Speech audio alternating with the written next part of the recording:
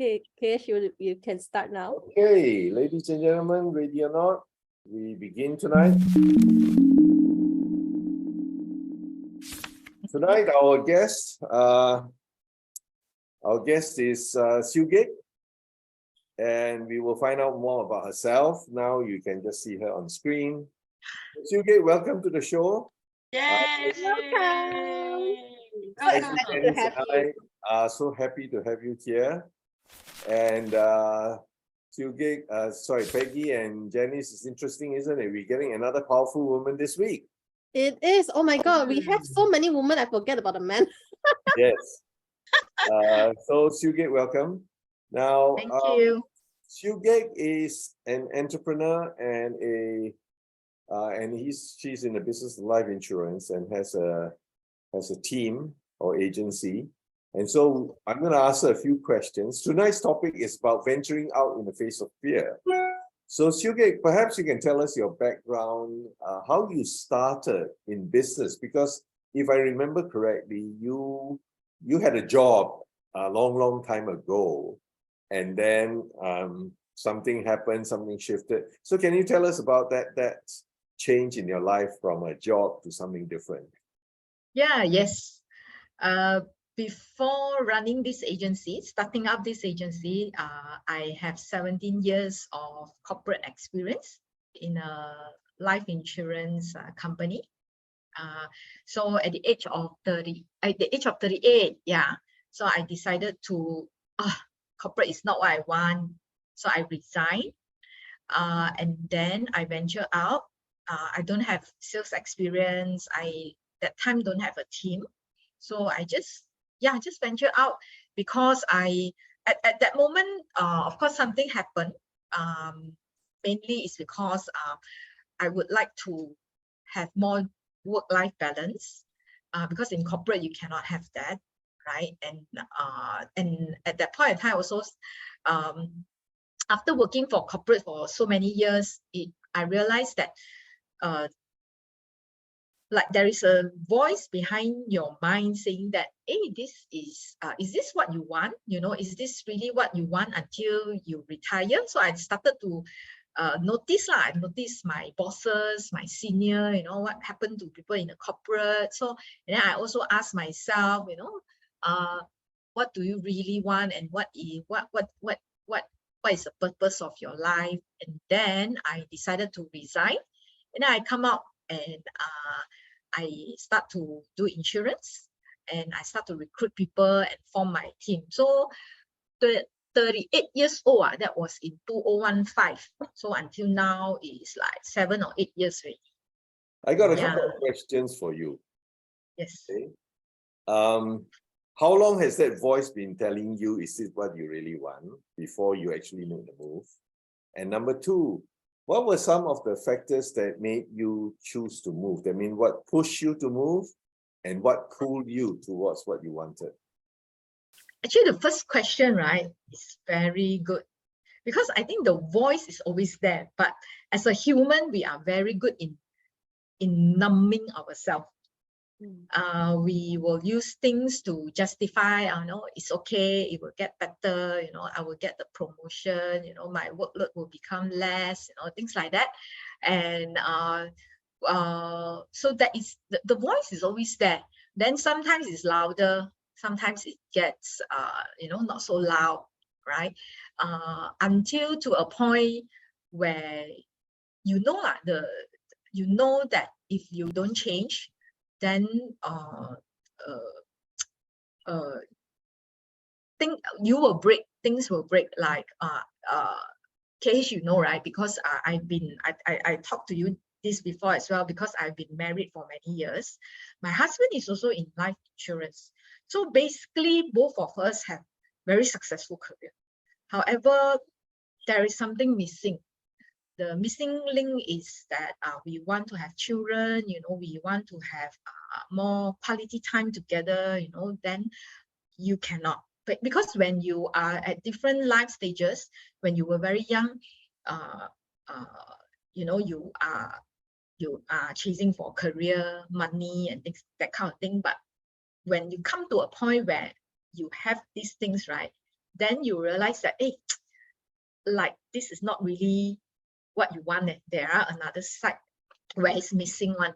So after I talked to my husband, I have to change lah, because if no, then there is no point maintaining the family cannot be maintained, because like both of us are chasing our career. And then I try to conceive, that one is also another story where, I cannot, because of both of us are very, very busy. So all these things add up together. And along this 17 years in the corporate, of course, there are a lot of things add up. Like another reason that trigger me is, of course, first is like husband and wife, both of us are very busy. Second is the baby part, whereby I tried to conceive, but it was very difficult. And also I realized that I don't really have a lot of time for myself and so my parents. There was one time where I was in US, and my mother was admitted into hospital, and that time she was going through a operation, right, and quite serious one. But I was in US, so I cannot flew back immediately. So, and that also triggered me to think, what is the meaning of me working so hard if something happened and I cannot see my mom anymore. So all this add up together, then I start to think, what do I really want, and things like that.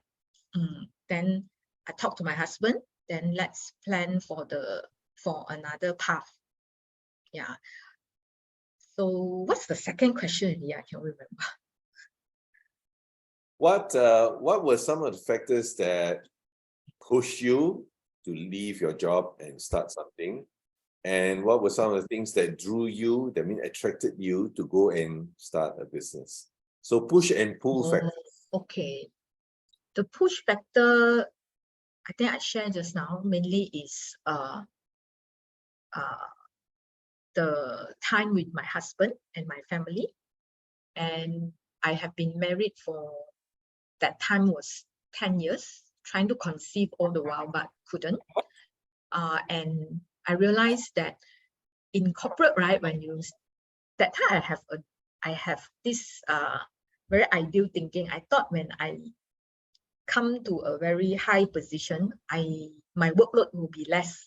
I don't have to work so hard because I have other people, work. But turned out to be the other way around, because as you climb the corporate ladder, your stress, your workload will actually be more. So then more responsibility, more sacrifice.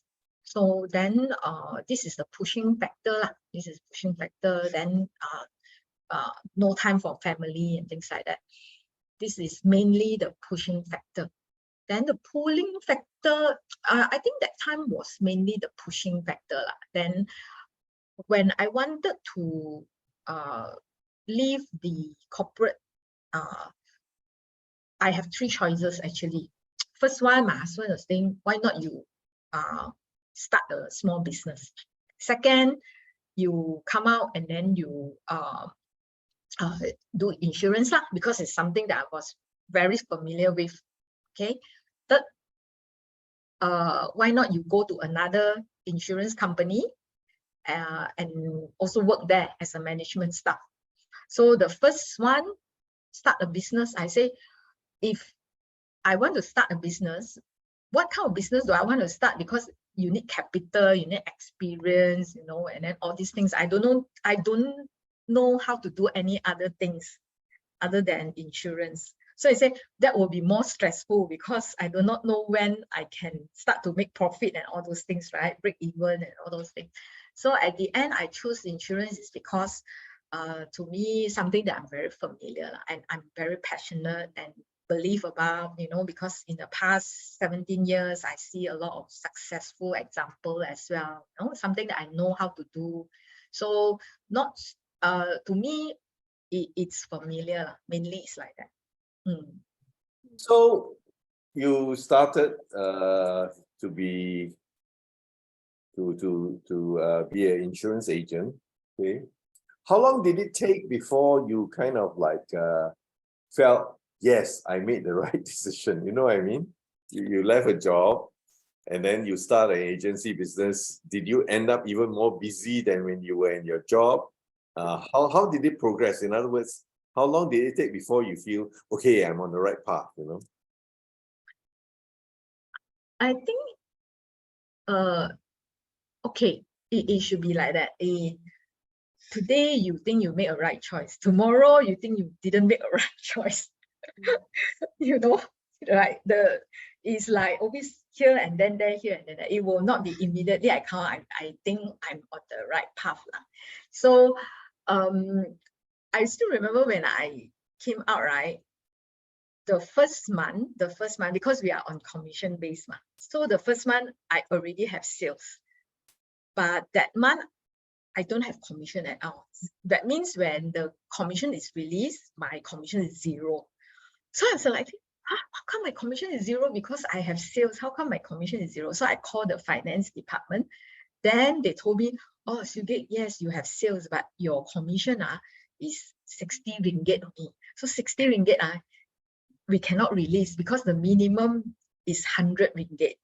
So that time you realize that, what? Am I making a right choice or not? You know, what am I getting myself into? So those are the moments that you start to have this voice, like I say that, oh my God, how can I survive? You know, when can I really earn back the income that I had in corporate? You know, all this kind of thing. But on the other side, when I'm very grateful because I have a very supportive husband, you know, and colleagues, you know. So they will say that, you know, this is just a process, focus on the right thing, enjoy the game. You know, my husband every day, every night also go back and say, oh, it's okay, you know, just enjoy the game, you know, don't worry, you know, and they say all these things. So that one is like planted in my head. I remember every day he would tell me, oh, enjoy the game, just enjoy. Oh, people reject you, oh, never mind, it's okay, you know. So at that time, I started to have my pace, you know, and then and every day when I go out and do the right thing, right, and when I managed to get a sales, you know, or I managed to get a new friend and things like that. So these are the things that I realized, hey, how come like last night I don't have the opportunity to really meet this kind of people, have this kind of experience. So there are, in Chinese, called 酸甜苦辣. So so it's a mixture of everything. Then after 1 year, I confirmed that really I have done a right choice. So sometimes people ask me, do you regret? That they would like to ask me this. I say, of course, no, because I am now on the other side of the field, right? So I now can see, you know, last time I'm here, now I'm here. Both sides also I've seen, you know. So I wouldn't say, and they will say that, oh, you did not regret. Then did you regret like you come out so late, like at the age of 38? Then I say no also, because if I don't have the experience of the 17 years in corporate, then I do not know what is the feeling like that I'm now here, right? So I think the 17 years is preparing me to be stronger, the foundation for the next half of the path. So I don't regret, because that one I also have different experience. Now I'm on the other side with very different experience as well. Yeah, so. Take 1 year since then and telling yourself that it is, I like how you say, of course, no regret. Yeah. Oh, okay. So looking back, do you see that there were certain that your business had certain stages which kind of had different demand, you know, as you grow your business, right? The initial challenge perhaps was yourself. That means you had to build something first. And then tell us how that kind of grow into the different stages, if there were any stages. Yes, very interesting, because I am also thinking of this as I am in Hong Kong. Like the initial part, right, it's really more on myself, and I don't really have a team. So I'm just starting to build a team. So it's really on managing myself. So the challenge is really on myself lah. Then I started to have a small team, then middle, then now if I want to break through, there is another challenge. So if you ask me, different stages is just like any business law. So now I am in a stage where I want to bring the team to another level. So the training is very important. The system, I would say the system is very important. And the second layer of leaders are very important in order to bring the team, the agency to another level. So this one also I talked to you before, KH, like building the second level of leaders. So I believe that for a team to grow, you need to grow more leaders lah.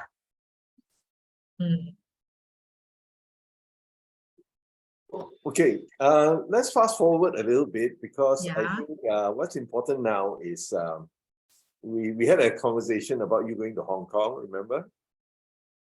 Yeah. So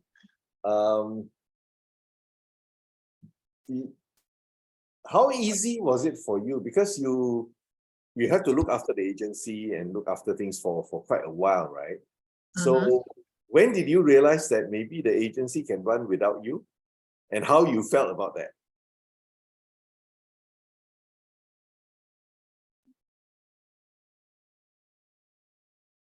So how did you feel when you went to Hong Kong? Like, I'm not going to be in KL, and I'm going to be away from my people. Did you have any concerns and so on at that point? Actually, I was in Hong Kong last year for 2 months, Yes. May and June, and then this year 1 month. To me, right, I always believe that this business, right, can run whether I'm there or not there. That is my that is my belief. Okay, and but after last year and this year, then only I realized that actually there is a different whether I'm there or not there, because in Chinese we call 灵魂人物啊, like you are there and not there, really got different one.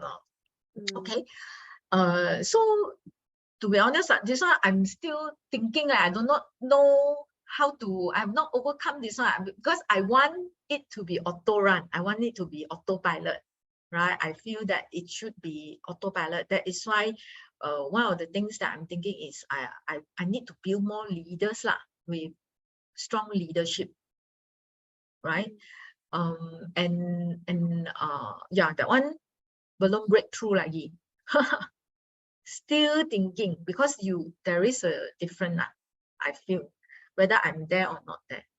Do you feel that yes, there's a difference, but your 2 trips to Hong Kong last year and now, do you feel that what is your experience, that it is kind of like possible, it's getting there, it's really possible? Because this is the biggest test you have, right, about not being around. So how is that feeling about? Okay, like the daily thing I can handle, like the meeting, the Zoom, the coaching, you can do it on the Zoom, you can do it on the phone, no problem on doing that, right? It's just that there are certain things that maybe it's my personal preference lah. I still prefer to meet them face to face, because there is different. Like for example, if let's say today my agent have this client who it's very challenging for her to handle, so I can coach her on the phone, but if I can show her where I can go out with her, then it's better, lor. Then it's different. It's like the human touch, Yeah, the human the touch. face-to-face human touch. People get to experience you as a leader, not just, you know, through a virtual thing, you know. They just gong啫，又本事，所以你帶住我行啊，you know that kind. Yes. Yeah, I understand that. Yeah. But I think it's possible if, let's say, the second liner of leaders are strong, then the system is there, and then then it will autopilot 咯。then 它就是can be then I can come here, you know, and then go back, and then come here and go back lah. On a side note, where are you in Hong Kong? My husband works here now. Oh, okay. Yeah. There must have been a time where this would have been a very difficult challenge, right? Very difficult challenge. There must have been a time before where like going to Hong Kong where your husband is going to work is kind of like, oh, cannot, right? Yes. I mean, he started to, I mean, in his career, right, he always been posted overseas. I mean, this is not the first time. But before pandemic, he was posted, I feel, wow, very difficult. That time he was posted to Vietnam. So that was in 2014 to 2016, I think, around that time. So very, very difficult. But to me, human can adapt quite fast because after pandemic, like everything is on Zoom and things like that. Now make it very possible. So if you ask me, right, in my business, I see more opportunity that now that anyone that come into this business, right, even though you are overseas, you can still run this business. Because last time for insurance, you need to meet client personally. They have to sign the form physically and things like that. Everything have to be very human touch lah. But now Zoom and every social media, these are all very possible. Very possible. So the posting in Hong Kong these 2 years, to me is easier than the previous posting. It's easier than the previous posting. So partly the technology is very helpful now. And also thanks to pandemic. Yeah, it's true. Yes. You know, everybody is used to Zoom now. Yes. I think without the pandemic, the technology will be there, but we won't know how to use it, right? Correct. I think. Or insurance, would that be possible? Sorry? But AI would AI going to replace insurance or agent? Because I think one thing is just lack of human touch, maybe. When question about technology, yeah. Oh, sorry, Peggy, you're talking about artificial intelligence. Yes. Taking the place of the human agent, is it? For Yes. insurance. What do you think, Siew Gaik? In my opinion, it will not because it will ease a lot of like for example meetings and all this. Because why? Because in insurance, right, or financial line, right, you still need a lot of we call it fact find and also feeling finding. Like feeling finding, the AI will not be able to do that. Like, you know, okay, this person, you know, married, 2 kids and things like that. Those are very data information. But when you want to propose something, you still need to have human touch, you know, you need to talk to the customers, you know. So all these things, the AI, I don't think they can do it. And AI nowadays, like people go to internet to buy the product, is because the product is like very simple product. You don't need to service one. But at the end, when things happen, you know, when claims and all those things, it's still a very highly personal service is required, especially in Asian market. Especially in Hong Kong. Wow, I see that even the market is so developed, so mature, right? Asians agency channel is still the strongest channel. Mm. Mm. So So it's the not market as is if life insurance is going to be like online sales from now on, you know, yeah. So, Mhm. not Siew Gaik, yeah, sorry. Next question, sorry. Over the years, as your business grow, you must also have been growing personally, right?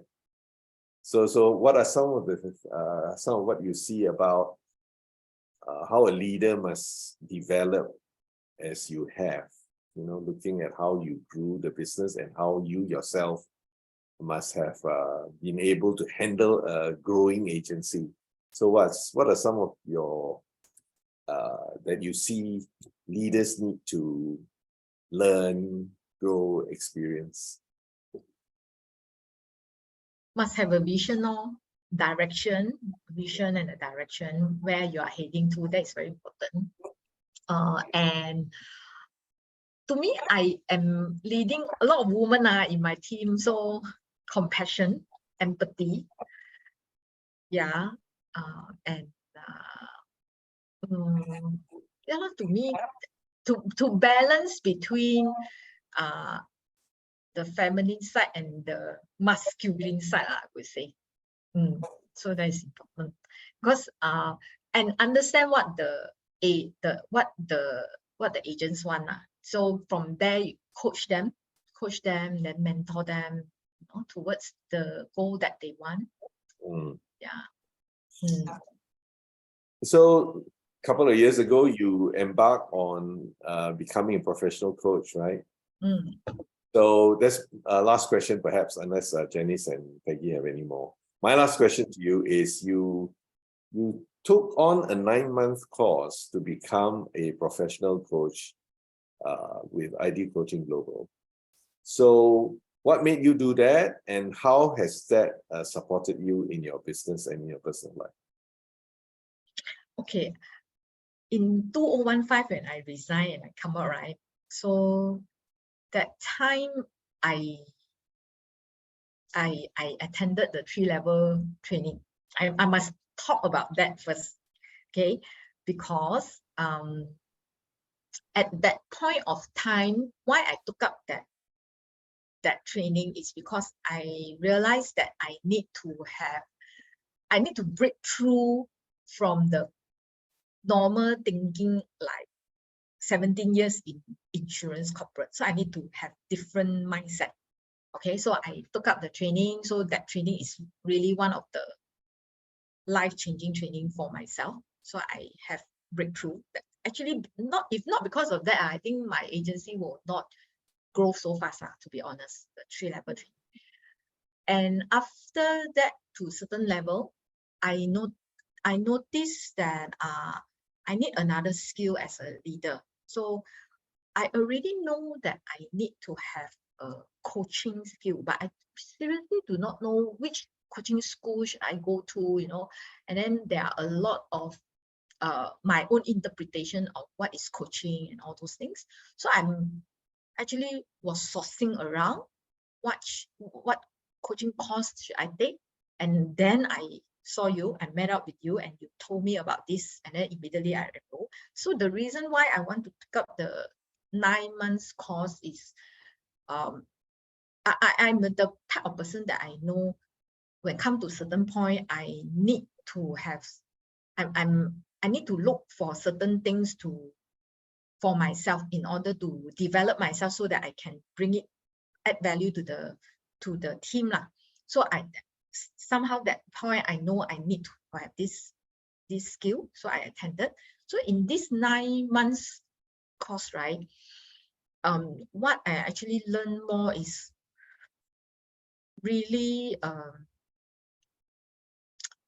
the unlearn and the relearn part about a lot of things, especially I thought I'm listening, but actually I'm not, you know.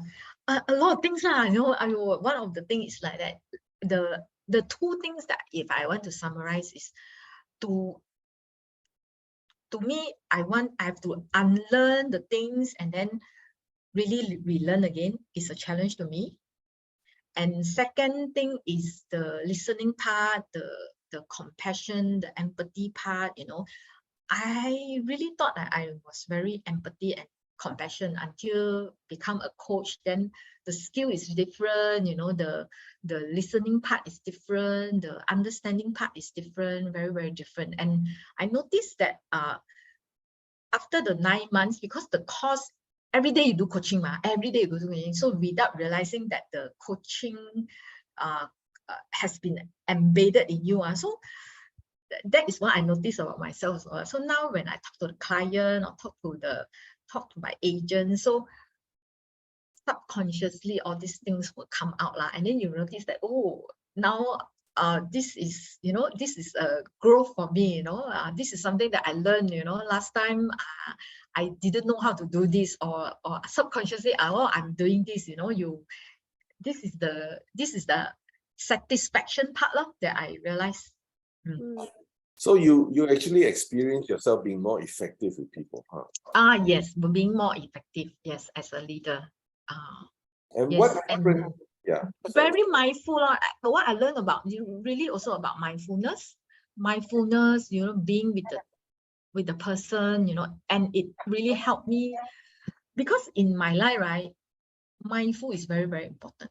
Whether with the client, coaching the agents, or when I want to recruit a person to come into my team, I really need to listen why and what is the big why. What is the big why? And the 9 months coaching really helped me on identifying or listening to the big why.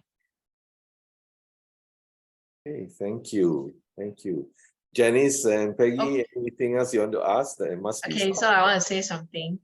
I got nothing to ask because like Siew Gaik did a lot of value lah. So guys, Siew Gaik did mention about a 3-level thing. So if you are interested, advertisement, look for KH, okay? PM KH.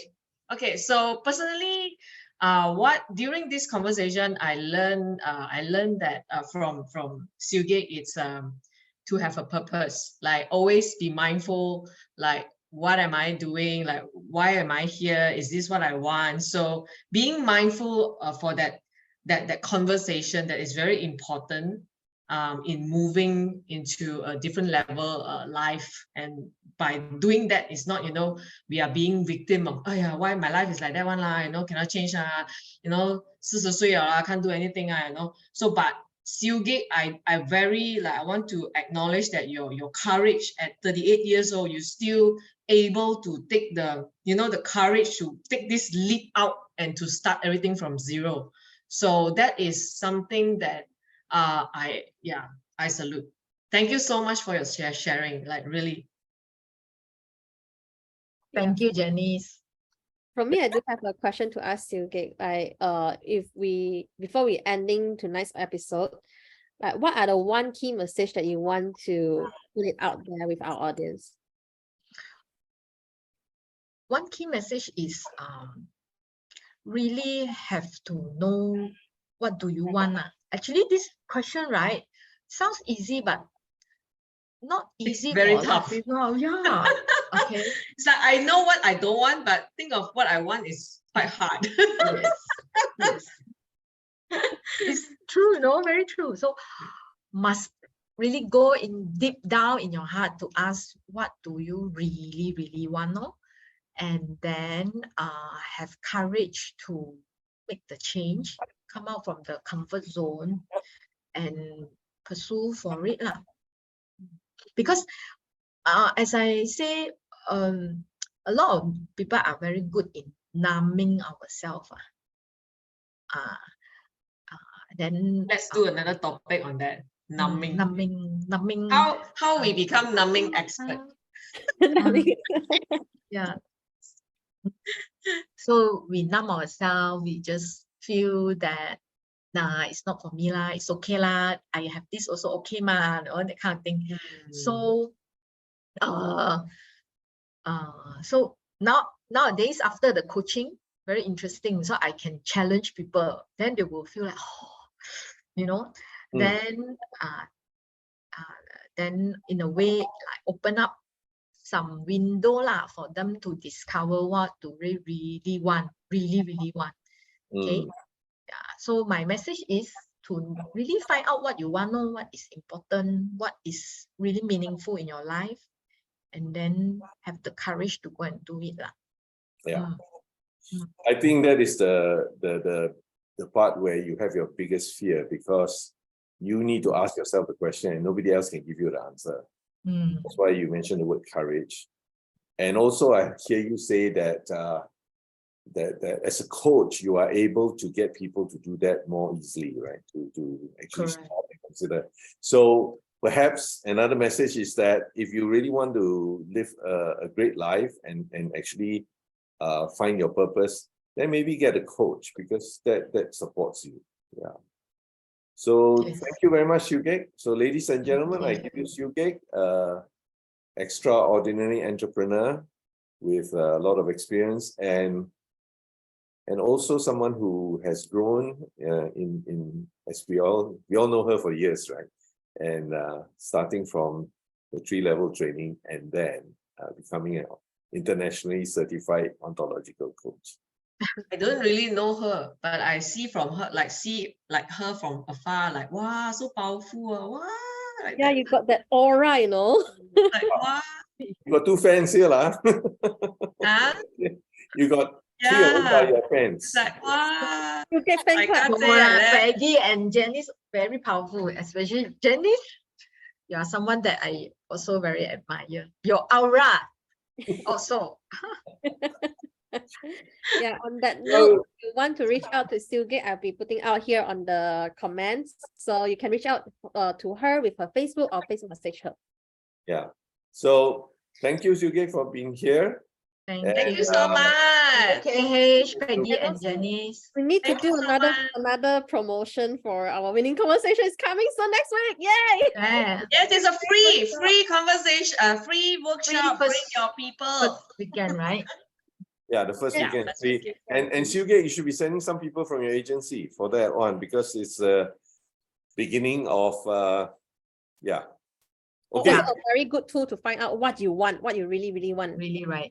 Okay. Yeah. So I send you the names. yes, you just get them to sign up online. There's a form. So enough advertising. Thank you, Siew Gaik.